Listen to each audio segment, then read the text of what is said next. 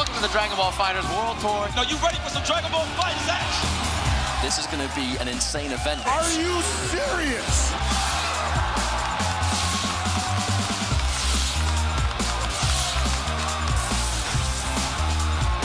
Look at that. Oh, my God.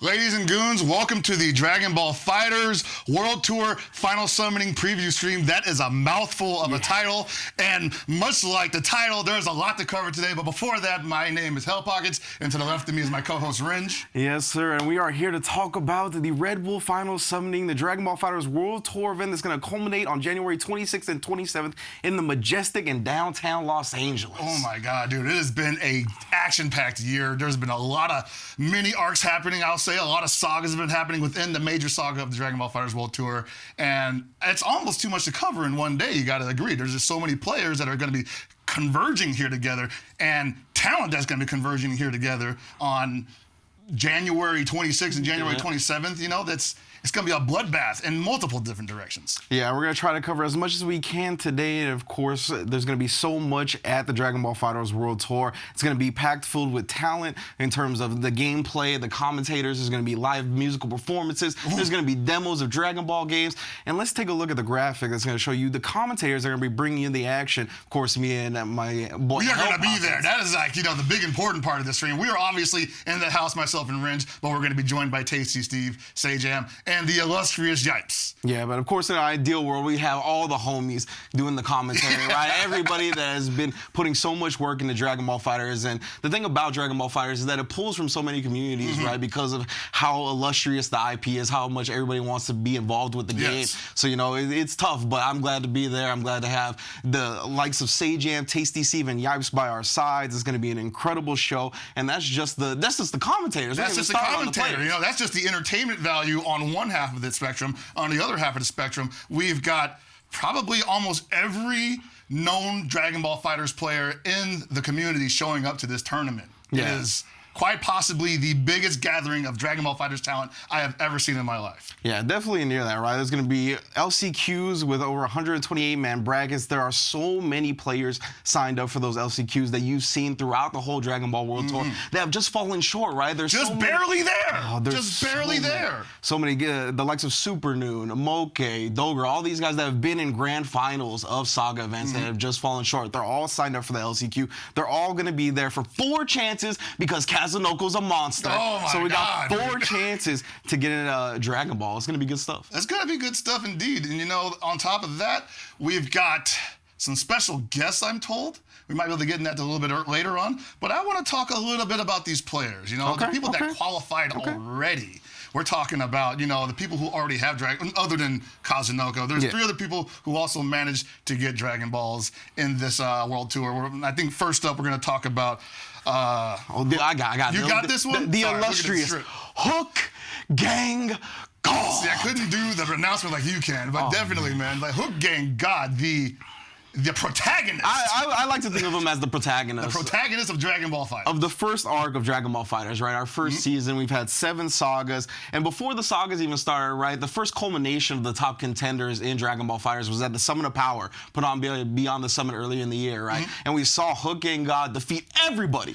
Took out everybody, all the Japanese players, all the American players, everybody that was strong was there, and they all fell to Hook Gang God, which I think was the beginning of his protagonist story, right? His rise in the scene. Like, he came from the online community. You know, he had played other games in the past, but mostly was online, and he hadn't really competed or had a footprint in the offline tournament scene until Dragon Ball FighterZ dropped and got the invitation. Or rather, he was voted in, I believe. No, he got the invitation. he won the NLBC qualifier. He got the invitation. Because that was the infamous, why are you inviting Apology Man? Oh boy, the blow-ups, baby. Hook Gang God is the Piccolo of Dragon Ball FighterZ, not Apology Man. I am West Coast and I am NorCal till I die, but what Hook Gang God took that Dragon Ball FighterZ Beyond the Summit invitation from the hands of East Coast, I was like, this is going to be a great event, and he delivered 100%. This kid is probably one of the most talented players in the FGC today, hands down. Yeah, and then after the Summon of Power, right, he went on to win Saga 4, Thunderstruck, which I think we have a video queued up that's going to be highlighting that in a moment or two. But yeah, that was the Mexico event. And again, I think it's just building his protagonist story, right? The 4th star Dragon Ball. Of course. He has Grandpa Gohan's Dragon Ball. Of course, the Dragon Ball with the most lore behind it, going to Hook Gang God, fan favorite. And I think it just keeps building in this like protagonist-like storyline. But with any good protagonist, I think comes struggles, Hellpog. Definitely. He's struggled quite a bit. I mean, we saw him struggling at EVO, where he didn't manage to crack top 8. One of the first tournaments he's not made top 8 Exactly. in Dragon Ball Fighters. And the thing about that, I remember him saying that, oh man, this might actually be the first time I don't make top 8 because there are so many good people showing up to this tournament. And I won't say he cracked, but you know, it's EVO. There's a lot of things happening at EVO and at any tournament. And someone, even Hook Gang God's caliber, maybe it's experience, maybe it's, you know, the better man won that day, who knows, but he just got lost in the shuffle, but didn't even let that phase him. No, definitely not. He went on, as we said, Saga 4. He won the 4-star Dragon Ball in Mexico at Thunderstruck. I believe the video is coming up soon. But yeah, Hook is a monster, man. And the thing about him struggling now, I think, is it's pretty interesting, right? Because we have a new king of Next Level Battle Circuit. Right, because he was the king for a while. He was unstoppable. Sonic Fox started going, and the Kill Stage started going, right? And it was like really them 3, right? But now Sonic Fox isn't going as much, the Kill Stage not going as much, and the king of NLBC has become Nakiel, a player that is not even qualified yet.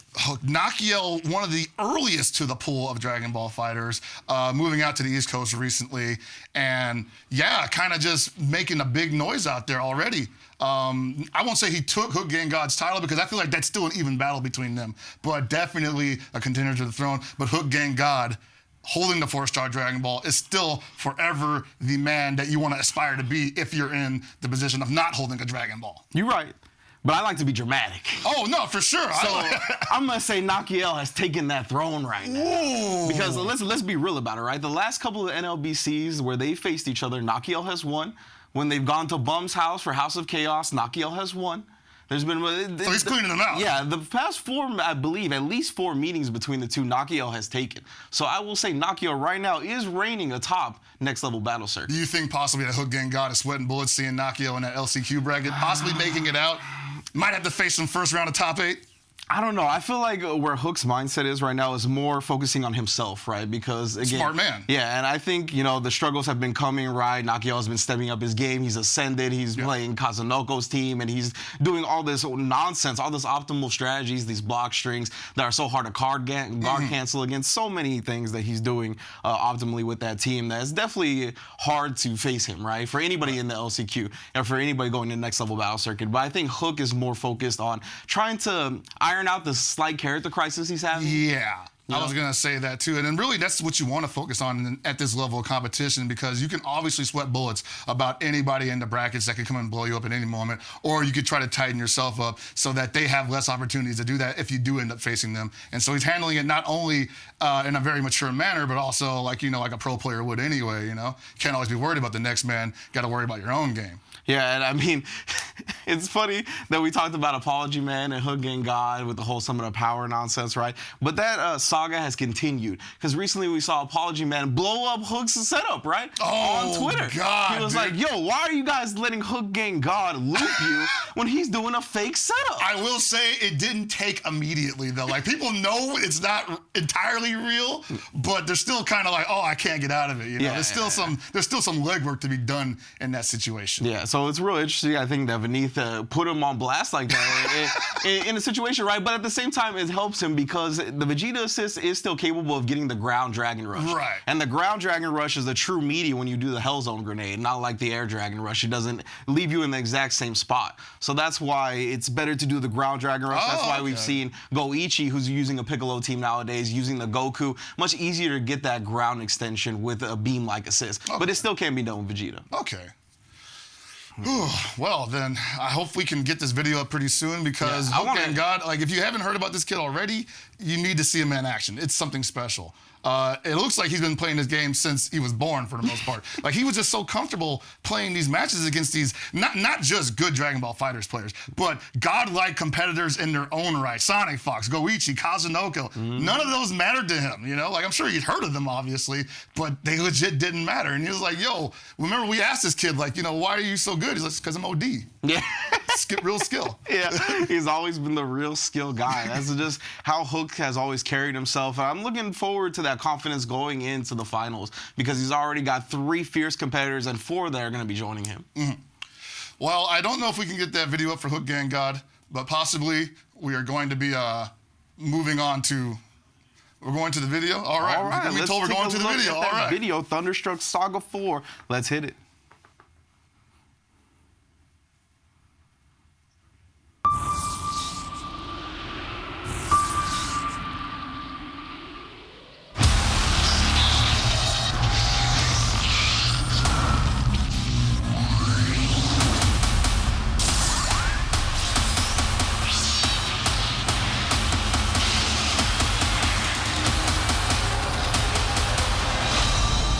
They found it in the rocks in the mountains of Mexico, and they pulled out the Dragon Ball and they put it right here for Thunderstruck 2018. I mean, so it is a good day because we're going to find out who takes home that 4 Dragon Ball. So let's get this popping. Let's get this started. The buttons are checked.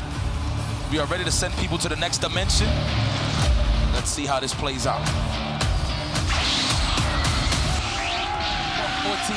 Oh, you're dead. All the meat available. I didn't even see how much cash he had. Do a ton of excellent work. There was also a lot of great competitors from Mexico in their own right, obviously. But Hook Gang God ended up winning out overall. And not just like, you know, because he's Hook Gang God, but he actually played out of his mind this weekend.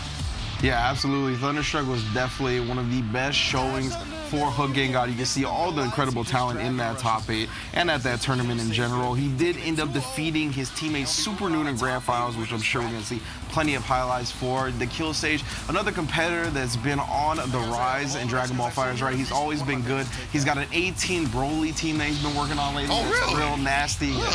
You can see a lot of a lot of the competitors that we only saw at Thunderstruck, right? That was one of the beautiful things about going to Monterrey, Mexico for a Saga event. We got to see so much international competition that we don't normally get to see.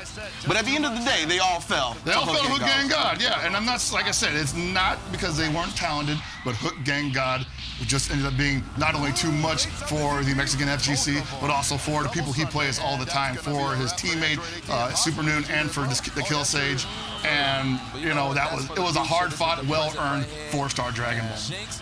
Yeah, so that's why I'm interested in seeing how Hook goes into the finals. Will he use that Vegeta assist? Has he cleaned up his execution enough to make sure he gets the ground dragon rush every time? Because when it's the big stage like that, when it's the finals, you know those players are going to be able to get out of the fake setup. Well, they've definitely had enough time to realize that as well, so he's going to have to adjust, like you said. And you got to wonder, like, you know, if he's focusing on himself, that might be the only thing he's trying to tighten up, because everything else about his game has been working out gangbusters for the most part.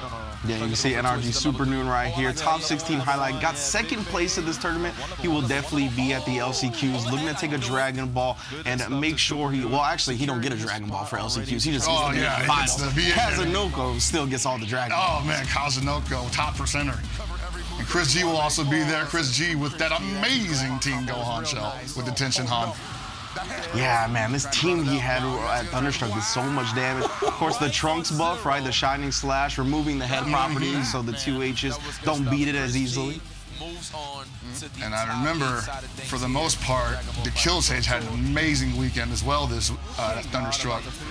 But Hook Gang God, whew. He just went to work, right? This tournament was very clinical for Hook Gang God. He was very much in the zone, spent the whole time he wasn't playing, watching the matches, studying everybody that was up to the plate. I remember he definitely seemed different at this tournament. And I want to say that reminded me of him at Summit of Power, when he actually had that moment where he was kind of like, you know, looking like he might fall apart. And he made the switch, the historic switch to Cell, and that made the entire difference. Yeah. And I was just like, that's not, it obviously just wasn't, like, Cell wasn't a godlike character in that version of the game, but to make that adjustment and to just not be touched afterwards by 3 of the best in the world in this game, you know, that's all skill. Yeah, and remember, that character, Cell, was his most questionable character going into it. Definitely. Right? Not a lot of people had any information on his Cell, And like I said, you know, his performance here at Thunderstruck reminded me a lot of that because the only person who seemed to have a read on him was Super Noob. Yeah, exactly. His teammate, right? Somebody that knows him very well, that plays with him a lot. And I'm very interested to see how he adjusts his team going into finals because I saw Apology Man say he believes the point cell team is stronger now because of the Piccolo assist buff. So there's a lot of options that Hook and God has going into the finals. Yeah, Apology Man, another person that did really well here at Thunderstruck. But again, wow, this top 8 was brutal.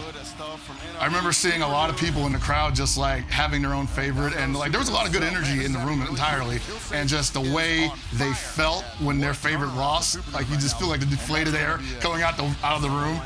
It hurts. It's like, it hurts, but it's also a good feeling as someone putting on the show. You're just like, oh yeah, good. I like to see you reacting to stuff, you know? Yeah, even if the reaction is a sad reaction, right? Yeah, sad trombone, you know? Ooh.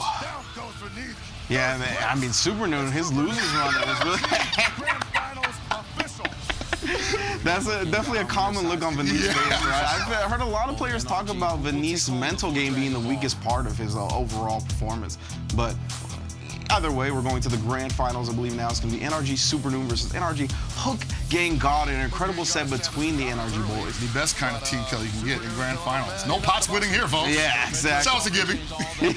yeah, no pot. You can't split that Dragon Ball in half, baby. Nah, there's no splitting that Dragon Ball in half. Only one person qualified for the finals. They ended up being Hook, but this was an intense set. But Hook was just too strong this tournament. And another thing I want to highlight when it comes to HGG's play is that Vegeta, right? He's so good at this character, whether it be solo or using it as an assist. And I remember we used to see a lot of that kind of solid Vegeta play from Goichi early on in this game's Iceman, but it seems like Hook Gang God has kind of taken over the moniker of Anchor Vegeta of the world, you know? Yeah, absolutely. I mean, the NRG boys, right? Super Noob also another one that still plays the Vegeta, although he has swapped him out from Bardock from time to time. As you can see, the top 8 broke down as follows right there with Hook Gang God taking that 4-star Dragon Ball as the protagonist he is and moving on to the Majestic in downtown Los Angeles. Oh, yes. It's going to be a great showing for him, hopefully. One of the favorites possibly to make it even further in the top 8 bracket, which is also going to be absolutely ridiculous. Whew, yeah. You got to think, you know, you're not only fighting the people who already have Dragon Balls, but you're also fighting 4 people who just came out of the chum bucket, you know? Oh, they only know the taste of blood, and that's all you're full of, right? Because you've been eating, you've been chilling for the first day at the finals. They're coming for that so-and-so, you know? Yeah, absolutely. AS. And the thing about that finals, right, it's going to be 8 people in winner's bracket, so it's going to be an elongated top 8. It's not going to be your traditional top 8 where 4 players are starting in loser's bracket because that whole first day is going to be LCQ. We're going to find out who moves on and joins those illustrious 4 players that we already have in the finals. Oh, man, and I know those guys are going to be nothing nice to fight against. You know, you see a lot of, you know, tournaments like this where they have those 2-day brackets where they reset the standards after, you know, the LCQs are over. And sometimes those LCQ winners retain that momentum from the previous day. So I'm not saying that they should be sweating because obviously they earn the right to be there, but get those warm-ups in, you know? Yeah, casuals. We mentioned how deadly a lot of the LCQ participants are, right? There's so many that have already been in the grand finals of a Saga event. You saw Super Noob, but Kazunoko, who has 4 Dragon Balls, 3 of those players are going to be in the LCQ. Moke, Galileo, Dogra, all kinds of players that are going to be coming out are going to be competing in those LCQs trying to get their revenge. Right. All right, so also in addition to the players, we want to talk a little bit about these special guests. Yes. Special guests that'll be showing up. First, we want to talk about Critical Hit. It's a symphonic rock band that's going to be appearing. They play, I believe, anime and video game inspired backing tracks and the rock standard, and they're going to be performing live for the Dragon Ball FighterZ World Tour finalists. That's pretty cool. I mean, it's always a nice thing to see. And you get a sneak peek of it right now. Let's go to the video showing off Critical Hit. Oh, I like that. Hit him with that the high beginning? Make sure Is if this you like James Chin's theme song? make sure if you are at the finals when the music begins to clear yourself in the vicinity of Tasty Steve. Oh yeah, man, he's definitely. People will be injured. Your shoulder's gonna go right out of the socket. They got the cello. Yeah, all right. I like it.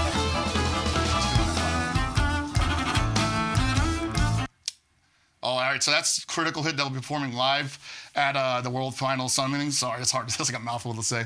But that was pretty cool. And in addition to that, we're also going to be seeing some other special guests. But before we get to them, I do want to mention another top talent that's going to be qualifying. Obviously, Goichi. Yes. I believe it's Goichi that's going to also be showing up there. And Goichi is someone who, I don't want to say started the arcs that, of all of Dragon Ball Fighter arcs, but it was probably part of the first major Dragon Ball Fighters competitive arc with one Sonic Fox, the rivalry arc. For sure, right? We got first to 10s. It felt like every single day of the week. Oh my God, dude. Sonic Fox and Goichi. That was definitely the first saga of the overall season of Dragon Ball Fighters. Who is the better man, Goichi or Sonic Fox?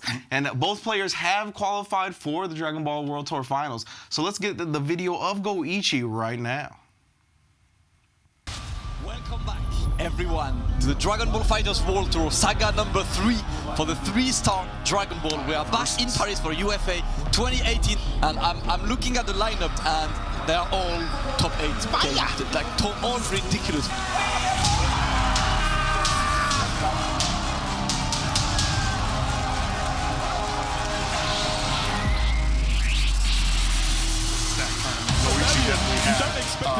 A tough time, making it through this. This was definitely not a walk in the park for him. But, like Goichi early on in his career in Dragon Ball Fighters definitely made it look easy against almost everybody except for Sonic Fox, really. Yeah, at this top 8, he went through all kinds of top players, actually. He defeated Hook Gengar in Grand Finals. Of course, I had a great reset by Hook in the Grand Finals. He went through Skill, he went through Hook, like I said, he went through, those were the 2 winners brackets, so he stayed in winners the whole time at this tournament. Yeah, he blew through it, but at the same time, just like super hard working and almost not unstoppable, but at the same time, just like really showing his dominance early on. And I don't want to say that he slowed down, because obviously he didn't, but obviously after winning this he felt a little bit of the pressure of getting a Dragon Ball released from his shoulders. He's kind of like, much like Hook Gengar, you can tell he's been out working on himself rather than trying to go out and chase more Dragon Balls. Yeah, and Goichi, he was one of the first players to really crack the meta in the first patch, right? Yeah, that was one of the things. Like, as soon as this game came out, he was one of the first already playing super optimal, figuring out what teams are very good, and he took his place at the top early in the game's lifespan. But ever since then, ever since getting the Dragon Ball, he's kind of waned off entering tournaments. Yeah, like and I think that's fine. Like there's several people in this game that still compete that basically wrote the book on Dragon Ball Fighters. Him being one of them, and I believe he's in the hyperbolic time chamber trying to rewrite some of the pages at this point. Because he was obviously hit pretty hard by the most recent patch that maybe put the brakes on a little bit of his play style. Yeah, that's the thing, right? His teams have been getting altered and changed, his characters, I should say. Ever since the beginning of the game, we've seen Bardock change, we've seen the Vegeta assist change, and then as you mentioned, in the latest patch, just overall nerfing defensive assist calls, right? Which was big for him. Yeah, he was one of the best, if not the best, at using that Vegeta assist defensively. So because of that, we've seen him kind of have a little bit of a character crisis. At the Osaka Weeklies, he's been trying out different teams. We see him now, most recently, using that Piccolo, Bardock, Goku team. And I gotta say, that's a real surprise for me. I haven't seen him use that team yet, but that's almost outside of Bardock unheard of for him, Yeah, absolutely. But I think he's looking at those Piccolo changes, right? Making Piccolo, I think, have a little bit more quality of life. His mid-screen combos do more damage. The 2S is easier to connect mid-screen now, or you can connect to mid-screen now. The fast fall and the chop does faster. Right. Yeah, so there's a lot of buffs to Piccolo over the course of the year. Right, and even before all that, though, like Goichi, just one of the most prominent Dragon Ball Fighters player, and in the FGC, most prominent players in general, but in terms of Dragon Ball Fighters, just one of the guys who could not stop winning for the longest time. I believe he hasn't stopped now either, but like I said, he's working on himself. He's trying to figure out how he's going to play this game at the World Finals. This is not something that he's going to take lightly. A lot of people have been asking, why isn't he even entering any more Saga events? Why is he at Saga events and commentating? They're like assuming he doesn't want the Kazunoko smoke, which I'm not going to say is false or true or whatever, right? But he's obviously got a plan. Goichi does not go into a situation without a plan. Yeah, there's a lot of things kind of swirling around the Goichi rumor mill right now, right? Whether it be him wanting to take time off so he doesn't give people the download, for him trying to experiment with these different teams. I've also heard hand issues might come into Oh, really? That's play. unfortunate. Yeah, so, you know, there's a lot of reasons why players take breaks from entering tournaments a lot. So either way, I'm looking forward to seeing Goichi at the top level again, competing against the best, as well as how the changes to the defensive assist call affect him at the finals. Right. We see Galileo here, honorable mention. Galileo, one of the people that fell to Kazunoko. Fell to Kazunoko, and just a super strong player in multiple games as well. I believe he got out of this in 3rd place. I missed a slide on that. And there you see Hook Gang God. It's time for this. Let it rock. Forever in top 8. Yeah. Oh, excuse me. That was it. The people that lost to Kaz in grand finals were Fenrich, Moke, and Tachikawa. Yeah, that's right. But I mean, everybody has caught an L from Kazunoko throughout the season, right? I feel like that's almost like a given at this point. That's the theme of the second half of the tour. Yeah, that's the second arc. Yeah. We'll get to that later. But yeah, before that though, before there was Kazunoko, there was definitely Goichi. Yes. Goichi was definitely the man to beat in every Dragon Ball FighterZ tournament. Thought of as the strongest in Japan, really highlighting how solid his defense is. Yeah. And that hasn't changed, right? Of course, his defensive assist calls are going to be nerfed just because of the way the system works. And because of that, he won't get to turn as much defense into offense. But cracking this guy open is not going to be easy. And we've seen people try their best to crack him open in the most pressured situations. Obviously, as CEO 2018 with his match versus Leffen, Leffen did everything he could to just crack that nut, but Goichi would not relent on the back on his stick. It was incredible, and I don't think he's lost that. I think he can still perform that way. I think he can still make amazing judgments, like the awesome jump back heavy that he pulled off at the grand finals of NCR 2018. Yeah. That totally turned the tide of that match. I think he still picks those spots masterfully. I don't think he's lost step at all.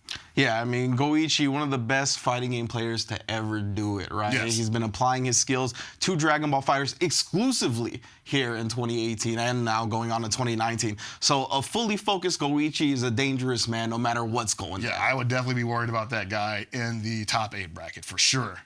Indeed, indeed. So yeah, that's just a preview, right? We've only gone over 2 players that are already qualified. Of course, Red Bull Summoning is going to be January 26th and 27th. If you're just joining us, it's going to be at the Majestic in Los Angeles with all kinds of LCQ brackets, 4 of which are going to be over 128-man tournaments. Oh man, I am not envying the judges on that, dude. You gotta do. Just got done with 1. You gotta run it 3 more times, brother. Yeah, and if you're interested in competing in those tournaments, again, January 26th and 27th, visit Smash GG. Just Google Red Bull Summoning, Red Bull Final Summoning, Smash GG, and you'll get the full Smash GG to sign up for all the LCQs, all 4 of them, and you'll get all the breakdown of what's going down that day. Yeah. Hopefully you can join us. I would love to see people there. I know a lot of people have been asking, is it still possible to sign up? Yes, the registration is still open if you want to compete, so please do not feel like you missed a boat on that. Yeah, exactly. If you're not in the mood to compete that weekend or you just want to go for the spectacle of it, it's going to be quite the spectacle, It's going to be huge. Yeah, because there's not only 4 tournaments that are happening on January 26th, but the top 8's going down the next day. And in addition to that, we got musical performances from Critical Hit, demos for Dragon Ball games, and special guest voice actors like Sean Schemmel and Christopher The voices of Goku and Vegeta will be in the house. And I got to say, I want to see the rematch. I want to see the rematch from the Super Saiyan Showdown because I feel like there was raw business going on down there. I think it was a work. I think they've been planning this, and I want to see it go down for real. They've had a year to train up in the game. I want to see how far they've come since. Man, that was a sick exhibition they did. Man, it's already a year old. It's I know, crazy. right? I'm like, what happened? How fast Dragon Ball FighterZ has flown by already. Yeah, I'm definitely looking forward to the rematch. But in general, if you want to see these 2, interact with them, talk to them about their favorite voice lines or their favorite scenes that they've acted out, they will be there. Sean Schemmel and Christopher Sabat, again, voices of Goku and Vegeta, respectively. Yeah, super excited to meet both of them. Christopher Sabat, one of the biggest supporters of the Dragon Ball community overall. Big fan of his. Sean Schemmel, obviously a big fan of his as well, the voice of Goku for years running, and they will be there at the event. Check them out. Get an autograph, have them sign your tattoos or whatever. Yeah, exactly. Get your autographs from them because I want an autograph from somebody else. They're great. Yeah. They're great. They are great. But I want an autograph from the Esports Player of the Year of 2018. Oh, my God. I want an autograph from Sonic Fox. Sonic Fox, the I can't even say arguably, because he did win EVO, best Dragon Ball FighterZ player in the world. Yes, I mean, and that's how wild, isn't it so wild that we can still confidently say Sonic Fox is like the best in the world when Kazunoko has 4 Dragon Balls, right? 4 Dragon Balls, and could not beat him at EVO. Yeah, exactly. That's the thing, right? The last time they have met, Sonic Fox has won. Tokyo Film Festival was their last meeting, and it was before the latest patch, but Sonic Fox did defeat Kazunoko 2-1. Right, and that's something that, even patches aside, whatever, that's still an L. Yes. And that's something that I'm sure Kazunoko wants to prove that he is obviously the best. But boy, the mountain, you mentioned it, Esports Player of the Year, winner of EVO, best Dragon Ball FighterZ player in the world. And not only that, quite possibly one of the most prolific careers in the FGC, both predating esports and post esports. He is a fighting game savant, right? And we've seen him bounce around to all type of characters, but mainly he's been keeping that Bardock 16 shell, right? He's been pasting characters here and there, whether it be Zamasu, hit at first, now hit again. Hit again's back. We had Beerus for a second, and for, you know, like Beerus could, obviously with the buff, Mike could see it again. We could see Beerus again on Sonic Fox's squad. I'm not gonna, don't quote me on that, you know, don't wanna give him no ideas. Yeah. But for sure, you know, someone who's hard to nail down at a basic level. Yeah, and he's always on the cusp of the new tech, right? Yes. He's always the one that's trying to implement the new tech as quickly as possible to catch his opponents off guard. But before we get even more into Sonic Fox, let's do the intro video. Let's bring you back to Saga 2, where he got his Dragon Ball. Oh, yes.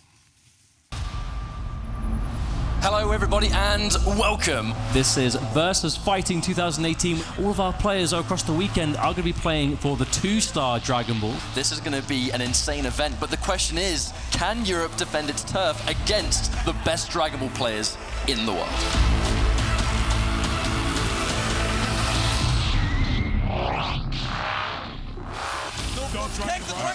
All right, so here's the top 16. The Sonic Fox, you know, this he obviously got the Dragon Ball from this, but you know, the EU scene came up to play. They showed up to play, they did damage, and they took it seriously, you know? Like, these guys were definitely hungry for a W, and they were not at all deterred by the level of talent in the room.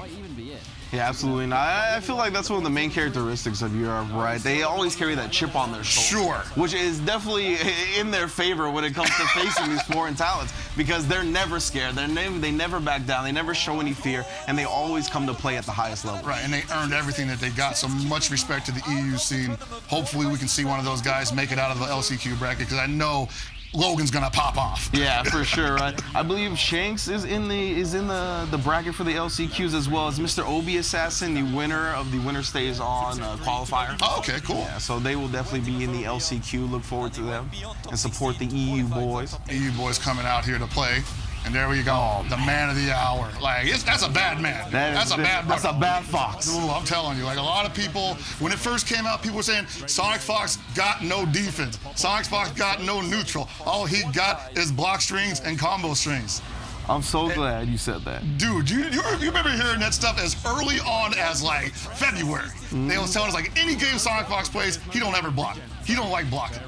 It's funny because, all right, that's true, right? He doesn't like blocking. I mean, who likes blocking? Yeah, like, exactly. except for Goichi. Goichi obviously loves blocking. And the thing about Sonic Fox is, I consider him the most evasive player in the game. It's movement-based. Yes. This guy's got some of the best movement I've ever seen in any fighting game play. And he is the best at avoiding situations where his opponent has the advantage, even if it means taking a risk, right? He is a reflect monster.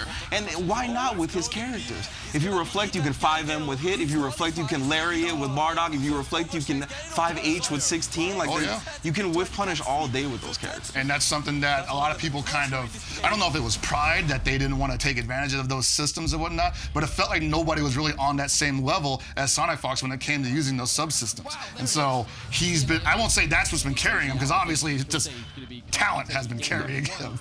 But, you know, he's one of a kind and darn near unstoppable. Yeah, I mean, you can ask anybody in this game.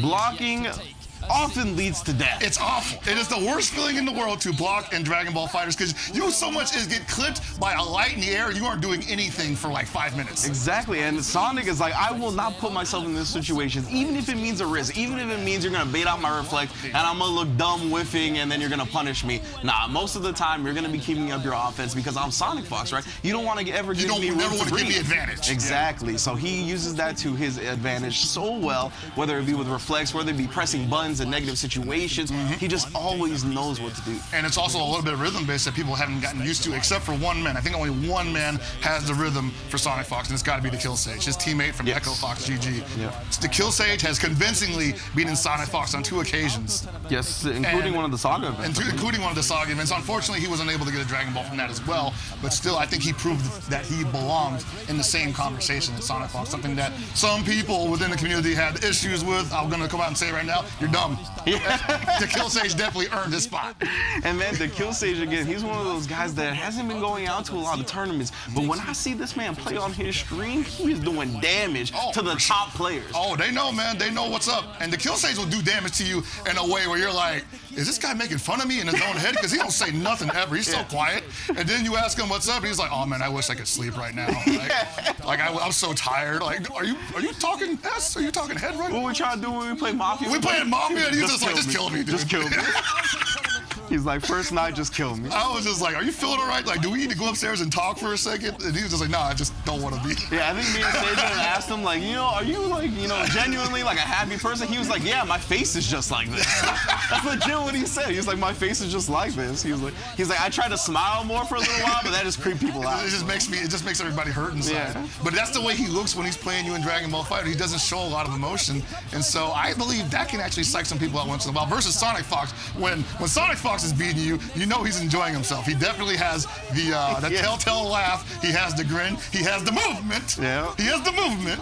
And you can see You're gonna feel it. The pop off from Sonic, always celebrating, always excited to just be playing top level fighting games. Yes. Right? I think that's another thing that has been so key in his success is that he is driven by playing at the top level. He is, and it's not something where it's ever, I won't say boring, but it's never like, okay, I've done this before and I want something new. For him, it's always something new. It's always worth celebrating. Every victory that he gets is always worth the energy he put into it. And that's actually rare to find, I believe. I know a lot of people can get kind of jaded from winning all the time and they get used to certain things, but Sonic Fox never... Oh, yes, sir, you're absolutely correct. Sonic Fox does not allow himself to even slightly underestimated his opponents. Well, maybe one of them, but we won't name them on this. Yeah, and that's the thing is that I said he was a fighting game savant earlier, and that's just one of the aspects of him that keeps him driving forward constantly, right? Like we mentioned, he's always on the cutting edge of tech. He's always looking to implement new strategies with new characters, trying to catch the opponents off guard. Entirely, and that's something that I think makes him so scary, and that's why we call him a bad brother, because he's constantly evolving. He's constantly getting better.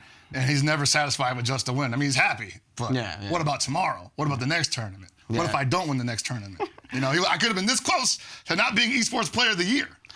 Man, I'm so glad he won that. As Majin Obama said, right? I wake up every day thanking the Lord he doesn't want my girlfriend, my job, commentary, nothing. He could get it. Because he could take it in a moment. He's just that good. You talk about commentary in that joke, obviously, but the thing is, like, it's not just the fact that he's good at the games, but he has a great mind for it. And he's good at communicating that stuff. Like, how many top players do we know are really good? And they can tell you what they did, but they can't communicate that at all. You're just like, I don't know what the hell this guy said. Sonic Fox can definitely break it down to a level where I think anybody can get it. And so a lot of people have been coming to him, not only to watch him be good at and win fighting game matches, but also to get information around the game. Yeah, and the way he puts together his teams is so interesting too, because I feel like they highlight each other's strengths so well. He's one of the best players in Dragon Ball FighterZ at putting together a squad. I believe, like, when it comes to Hit and Bardock and 16, like, both of those assists are so strong for Hit, right? He allows him to get so many air-to-air conversions for full slide knockdowns, corner carries, and as well as his Bardock in 16 just being, I think, on a different level.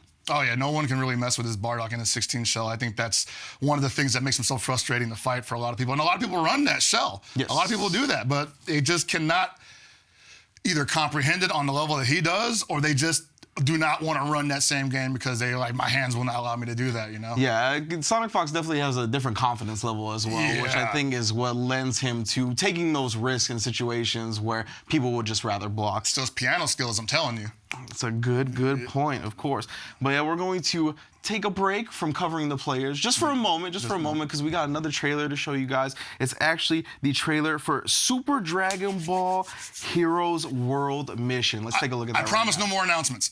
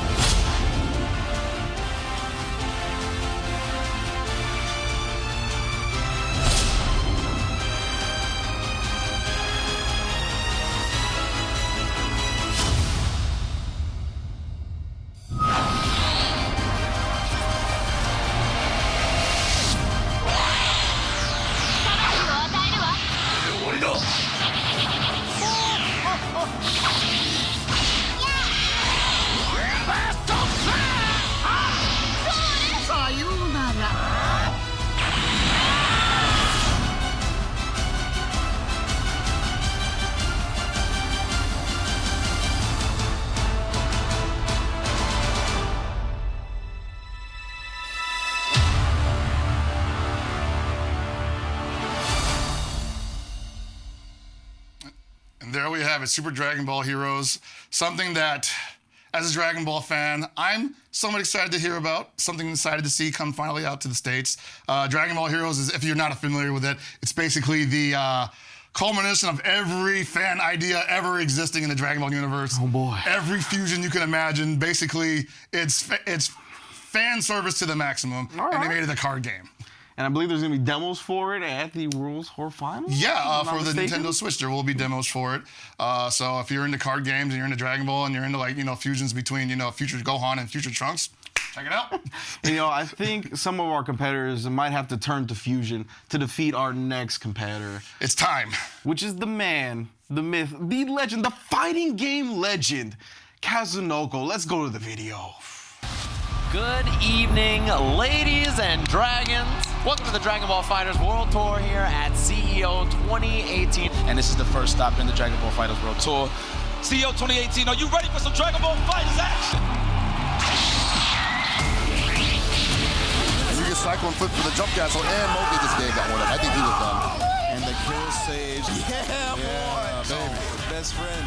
So obviously, Saga 1, CEO 2018, and how fitting is it that Kazunoko gets to Dragon Ball at this event and never lets up off of the gas? Like, we should have known better. We should have known, because, like, Kazunoko did not scare people that much before CEO, like, at least in this game, obviously, right? Yeah. But we had known this man for years before this. We knew he was crazy. We knew he would kill again. Yeah, exactly. And we were just like, wow, why are we surprised? Yeah, that's the thing, right? Kazunoko didn't show like that he was going to commit heavily to this game at the beginning, right? And the World Tour gets announced. He's like, all right, I can get down with some Dragon Ball fighters. First Saga, CEO makes top 8, and like you mentioned, he hasn't stopped. He has not stopped, and I want to say this Saga, this first event, was possibly the worst showing for top 8 American side, because we got completely washed. America got thrown out the building within one match, one round. We could not get out of it. Let's not forget, the whole top 8 was a wash except for Grand Finals, if I'm not mistaken. Kazunoko versus Goichi, I believe. Yeah. Yeah, that was a great match, but like you could hear the soul drained from Daytona, USA. Oh yeah. That afternoon, when everybody from the American side was left behind in the top 8 bracket.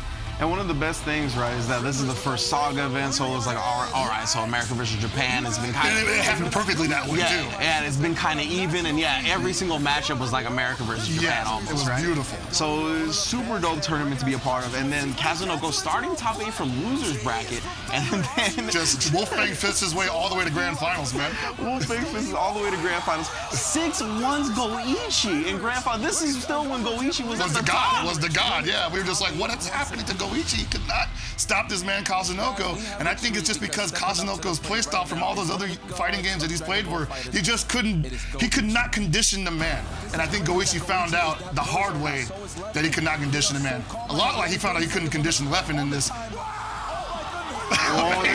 You know they have to show it. I always blush a little bit whenever I see this, sorry.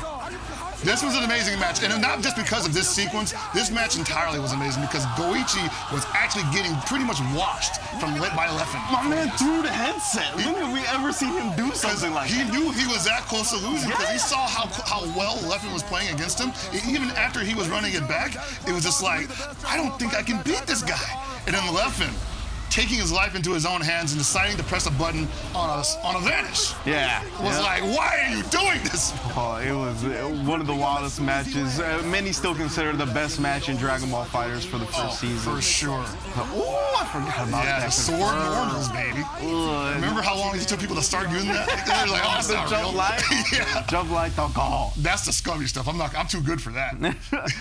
And then, yeah, you see this is how top 8 broke down. Kazunoko, of course, taking first place, but again, he started the top 8 in losers bracket. Oh, man, the TN entrance. So a little known fact, when Apology Man was running in with that entrance, I actually ran down to him and I said, hey, stop doing this dumb entrance. Focus on the match. You're going to blow it. You're going to blow it, man. Your head's all in the intro.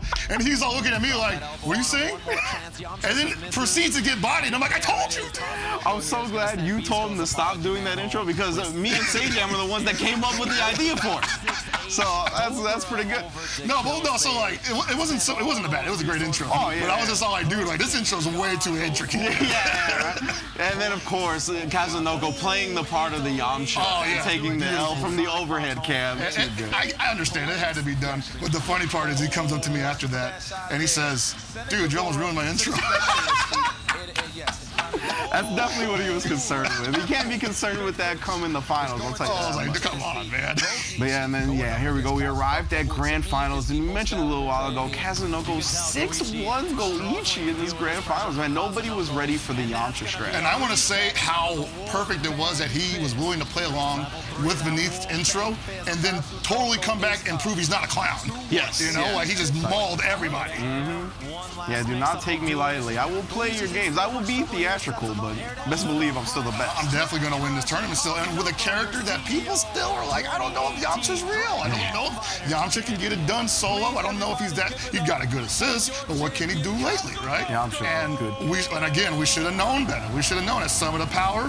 We didn't think Yamcha was going to do that much damage, and lo and behold, he runs it back with a reverse OCV from Yamcha. Leffen still never picked up Yamcha, even though he said he was supposed to. That's right. He said he was going to pick up Yamcha after that if he won, and he did not. Oh, man, I forgot about that. Jeez. Oh, yeah, so much good action at that event.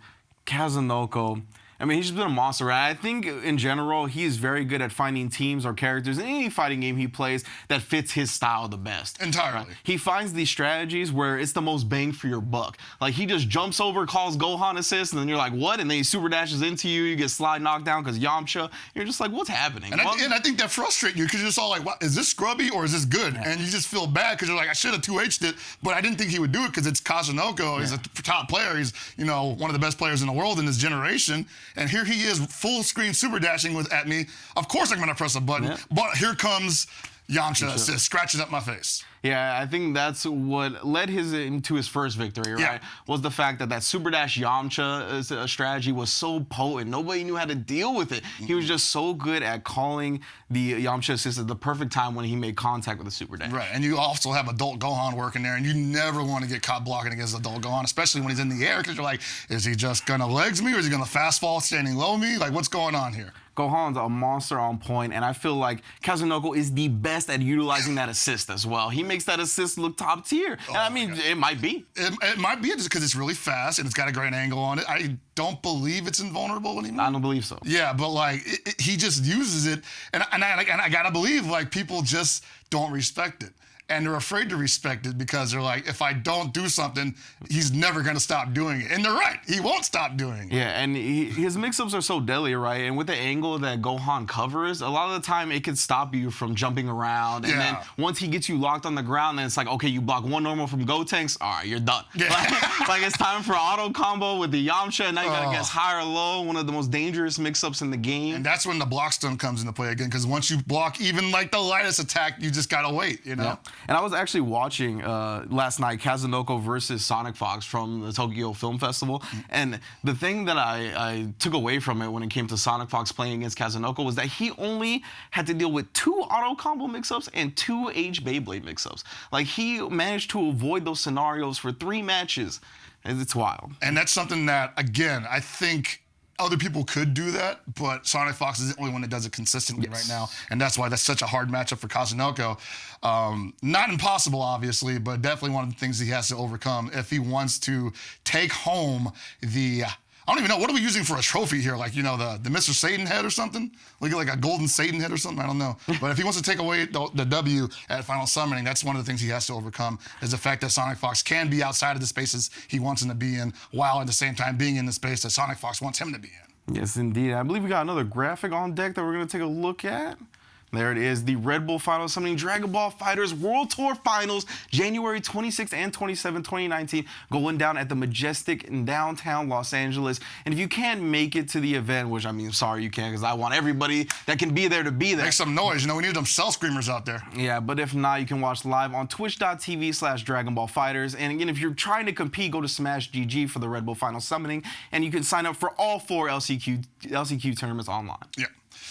So I believe we have some more information surrounding the stream commentary team. Obviously, you and I are going to be there, and I wanted to talk about the fact that who's amassed at this event is going to be I'll say who's who. Who's done Dragon Ball Fighter commentary. Obviously, everybody can't be there, but the team that we do have in place, we mentioned earlier, Yipes, Sajam, Tasty Steve, myself, you, super hype want to go down with these great entertainers that are going to be on deck. And not just because of me, because I just can't wait to see you guys work, honestly. Like, when I hear my own voice, I'm just like, well, he did all right. Yeah, and you know what's funny that you bring that up is I wanted to compare, like, just general commentary to the moment you brought up earlier when it came to Leffen and Goichi, right? And how you're like, sometimes I blush at that moment. Yeah. And it's because there's certain matches where you just get lost. Yeah, you actually give yourself to the match. And we even heard Yipes give it away. You know, he was just like, a lot of people, he was doing the Yipes scream. And I was like, I don't know where those came from. He just started screaming. I'm just looking at him like, all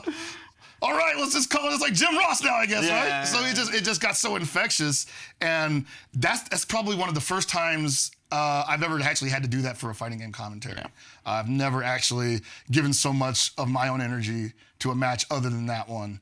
And I expect at least 3 of those at Final Summoning, because, oh my God, these people are not going to they're not going to take the L's. No one is going to take the L. They're going to have to be given the L. Yeah. You know, those are the type of matches I live for as a commentator as well, right? Where we just completely get lost. Like, time stops. Nothing exists besides the match. Exactly. That's how good some of the gameplay can get. So yeah, you can see right now, again, all the information that you're going to want on your screen right now. The Red Bull Final Summoning LCQ is going down Saturday, January 26th, the first day of the finals. There's 4 spots. That means 4 winners are going to be moving on to the next day. You can register now at Smash GG. Again, the Majestic in downtown Los Angeles if you're trying to compete. Right. And that's going to be pretty darn ridiculous. I mean, I'm not going to say don't show up because everybody there is good. You might be surprised yourself, but oh my God. But yeah, I have a list.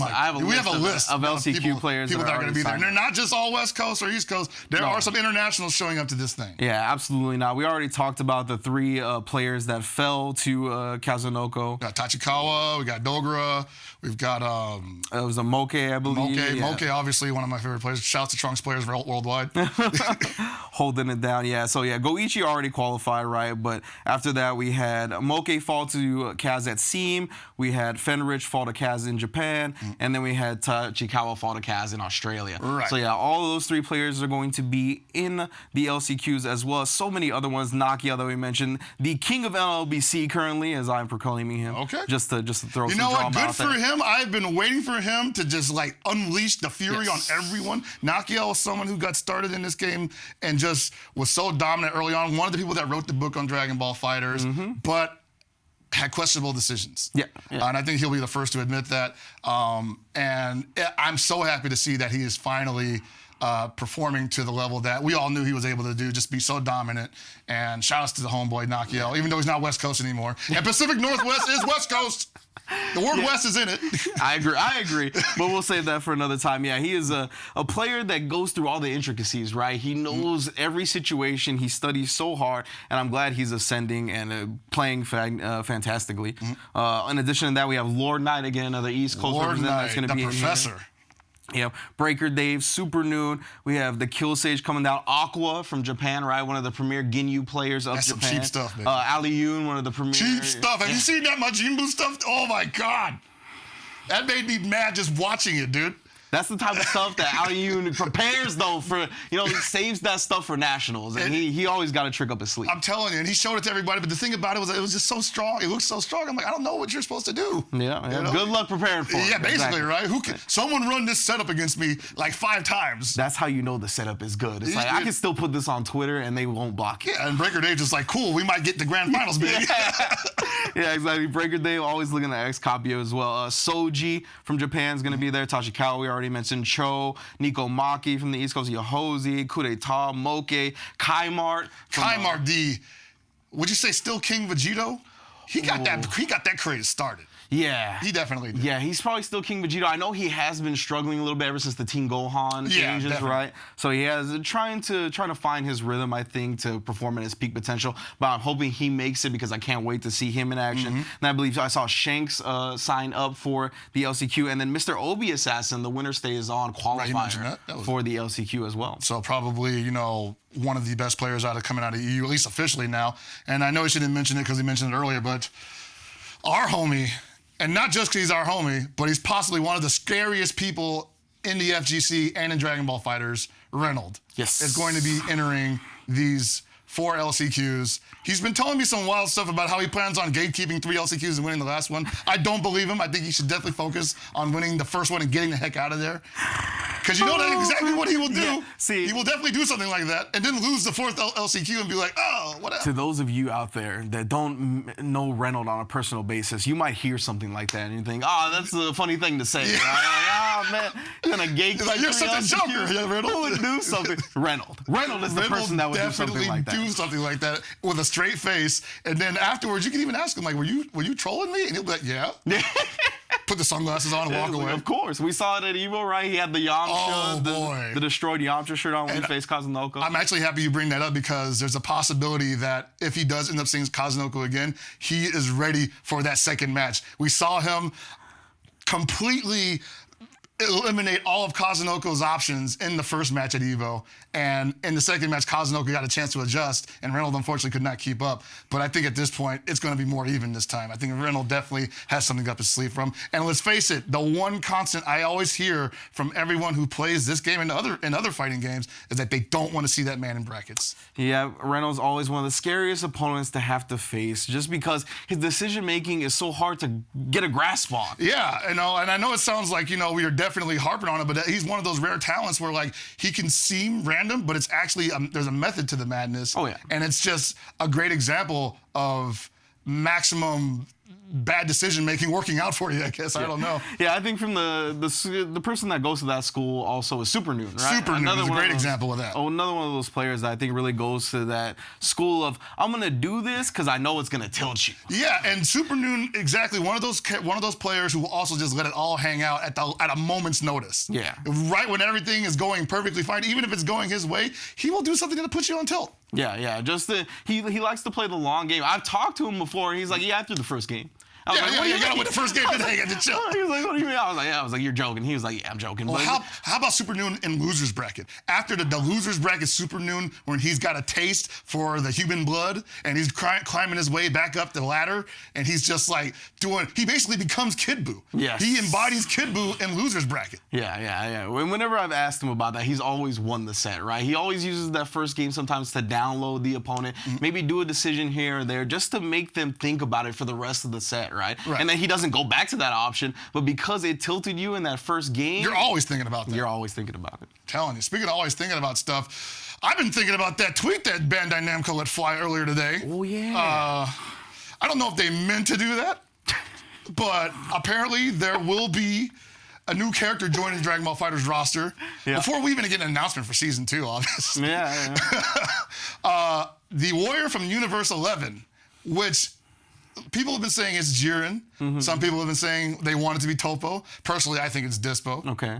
But it was announced that the warrior from Universe 11 will be joining the Dragon Ball FighterZ roster. And I'm assuming the announcement will be taking place sometime during the final summoning. Yeah, I would believe that would be the case. Now, do you think we're going to get a whole Tournament of Power season? That would be sick. Honestly, there are so many good characters they could use from Tournament of Power in this game. Like we got the three we just mentioned: Topo, Jiren, Dispo. Yeah. We've got Ribrian, who would have like the ridiculous moveset. We have obviously the two Nameks from Universe 6. We have more characters. We have Kefla. We've got we already got Hit obviously, but we got Trio the Dangers. Trio the Dangers, man. I'm scared if that character ever comes out, because Sonic is going to dominate more than he already has. What if that's just one character, though, and he just has two built-in assists? No, I feel like that's what it would be like. That's what I'm thinking it would be, yeah. Oh, man. That would be so ridiculous, but at the same time, this game has shown us, at least with Ginyu, that's totally possible. They can totally make things happen that way, and it would work perfectly. The cheap stuff. So I think Tournament of Power arc DLC would make perfect sense, but I also think that might snub a couple characters that people have always been looking for. For sure. We've got the Dragon Ball Super Broly movie coming out right now, and people obviously want to see Gogeta in the game, whether he's blue Gogeta or a classic Super Saiyan Gogeta. Sorry. I'm going to start saying Saiyan from now on, because Saiyan is not even the pronunciation. Been saying Saiyan since I was 11 years old. Why did I stop? So you can see Gogeta, you can see Janemba in there, you can see, some people want to see Videl for some reason. I'm not so sure I want to see my man Master Roshi. Master Roshi is probably the most requested character in Dragon Ball FighterZ to date, next to Janemba. I've heard so many people go in on Janemba, And I gotta say, I think his moveset would be pretty ridiculous. The ability for him to be anywhere he wants at a moment's notice, and probably be invulnerable during teleports too, if it's gonna be lore accurate, obviously. All right, well, that would be a hard character to deal with. Me and Hellpoggers could sit here and talk about potential Dragon Ball FighterZ characters literally all day. Omega Shenron! Yeah, Omega, you know, we can get real wild with it. But it's about time for us to wrap up, right? Our time here is just about over. So let's recap everything again real quick. Of course, the Red Bull Final Summoning, the Dragon Ball Finals World Tour Finals. That was bad. I'm telling you, man. The Dragon Ball Tour Finals is going to be going down on January 26th and the 27th at the Majestic in downtown Los Angeles, California. Again, if you can't make it, be sure to tune in live, twitch.tv/DragonBallFighters. If you are going to make it, make sure you're signed up over on Smash GG. Get it all squared away so you can compete in every single FCQ bracket and be like Reynolds and try to gatekeep. Okay, just gatekeep everybody, please. You know, like they'll be talking about you the day after, I guarantee it. You know? And again, it's going to be live on Twitch, twitch.tv/DragonBallFighters. Again, big ups to Bandai Namco, Red Bull, and Twitch for putting on the World Tour, putting on this Red Bull Final Summoning for the finals, and it's going to be a hell of a show. And shout out to Dragon Ball creators in general, like Akira Toriyama, the shareholders at Toei and Shueisha, you know. Hopefully they're there watching it, because obviously we want to show them that the community is here to stay for the game. We want to show you how much we love the game, how much we want the game to be successful, and we want it to continue forward with as much positive energy as possible. Yeah, so make sure you show up to the finals. Make sure your voices are heard on Twitter.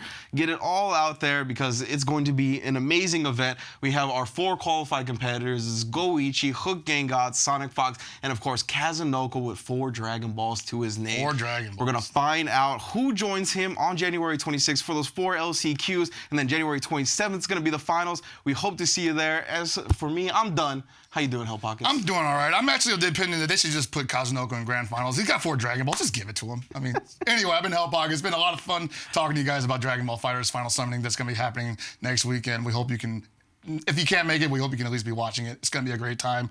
And I think, yeah, we're done. All right. Thank you all for joining us here on twitch.tv/DragonBallFighters. Again, make sure to tune in January 26th and 27th for the finals, the culmination of the sagas. It's going to be an amazing show. See y'all there.